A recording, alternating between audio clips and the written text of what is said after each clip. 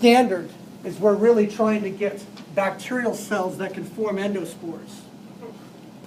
Those are the hardest to kill.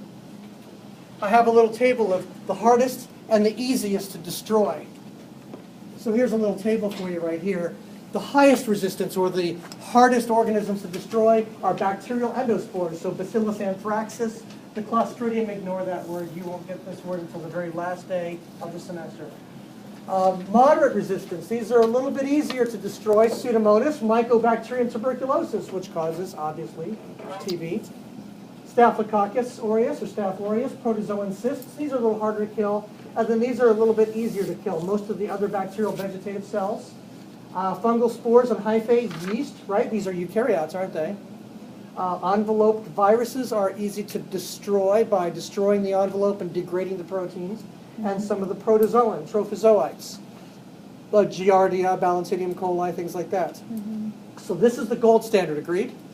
So right now, by looking at this slide, if you ever hand me an instrument in the emergency room or the operating room, and I ask you, is this sterile, you can't say kind of. That's like being kind of pregnant.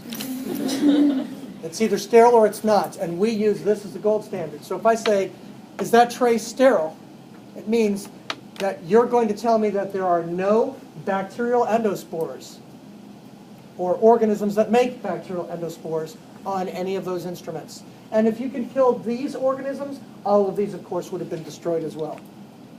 Does that make sense? Another thing I want to add to the Ebola thing. You guys know about